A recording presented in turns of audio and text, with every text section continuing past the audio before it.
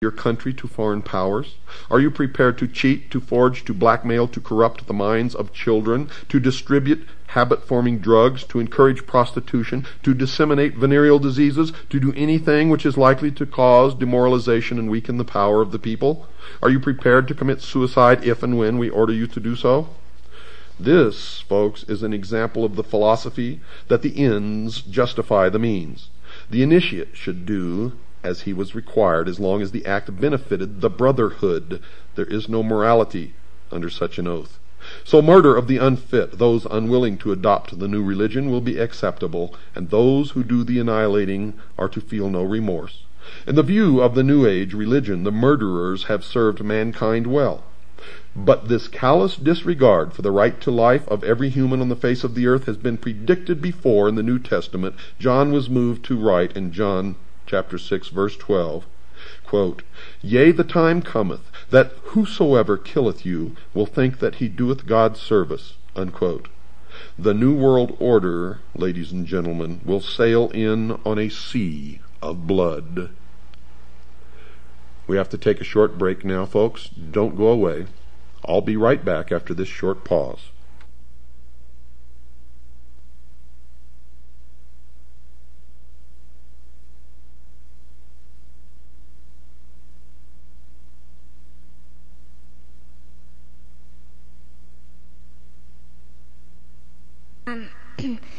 Can you hear me in the booth?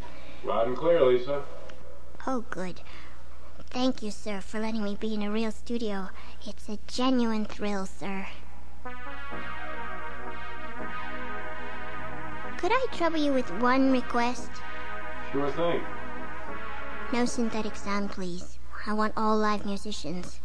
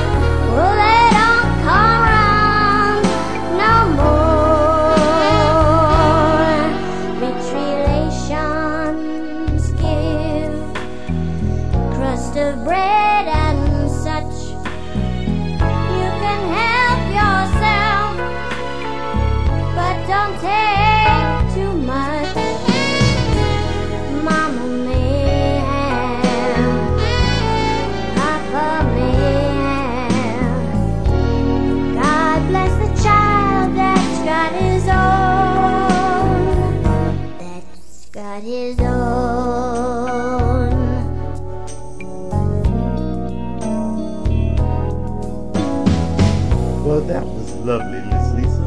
Very soulful. Thank Now let's blow a little blue.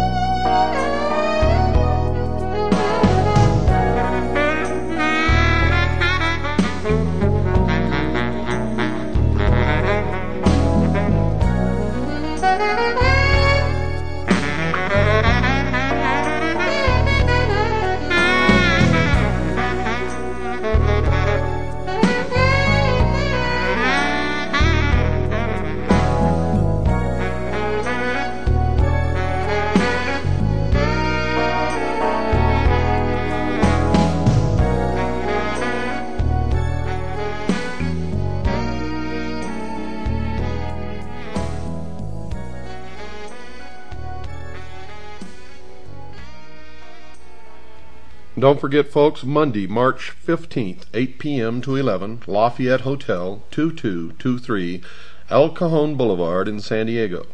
That's Monday, March 15th. I'll be there from 8 to 11, the Lafayette Hotel, 2223 El Cajon Boulevard, San Diego. I'm going to present a lecture with quite a bit of videotape entitled The Sacrificed King, and prove to you once and for all beyond any shadow of a doubt that John F. Kennedy was not killed by our government, but by the mystery schools, specifically the branch known as the Scottish Rite of Freemasonry. You will see the missing frames, the footage of the Zapruder film that the public has never been allowed to see before. You'll see it with your own eyes. You're going to see and hear things that are going to stretch the bounds of credibility, stretch your imagination, but it will all become clear to you. You will have no doubts when you walk out at the end exactly who killed Kennedy and why. Well, let's continue here. The New Age religion, folks, is going to have a worldwide leader, a charismatic political and religious leader that they call Lord Maitreya. At least so far that's who they call him, or that's what they call him. This individual, as far as I know, has not made his public appearance yet, but the New Agers claim that he is on the earth at the present time. They claim that he came to live with the Asian community in East London, England, in July 1977 by descending from his ancient retreat in the Himalaya mountains along the border of India and Tibet. They further believe that his imminent emergence into full public view is assured. They also claim that this individual is the one that the Christians call Christ, the Jews call the Messiah, the Buddhists call the fifth Buddha, the Hindus call Krishna, and the Muslims call the Imam Mahdi. In other words, all of the major religions of the world are awaiting the arrival of this one individual. It is their claim that this one individual living now in London is the one expected by all of these religions. However, when we search London with a fine-tooth comb, we can find no trace of any living individual named Maitreya or fitting this description, are recognized as this religious leader. Isn't that strange? And they say that he is on the earth now, patiently waiting for the appointed time to reveal his existence to the peoples of the world. They say that he will apparently assume the leadership of all of these religions, and when he does, he will create a one-world religion. The New Agers have written that in the esoteric tradition previously defined as being intended for or understood by only a chosen few as an inner group of disciples or initiates, in other words, the esoteric means hidden. They claim that the word Christ is not the name of an individual, but the name of an office or function within the spiritual hierarchy of masters. They claim that the masters are a group of perfected men who have guided human evolution from behind the scenes for centuries, and they believe that this Lord Maitreya is that Christ. Now, Manly P. Hall has written of this individual by identifying him as, quote, the way, the truth, and the life, which coming to every life redeems all who accept it, unquote.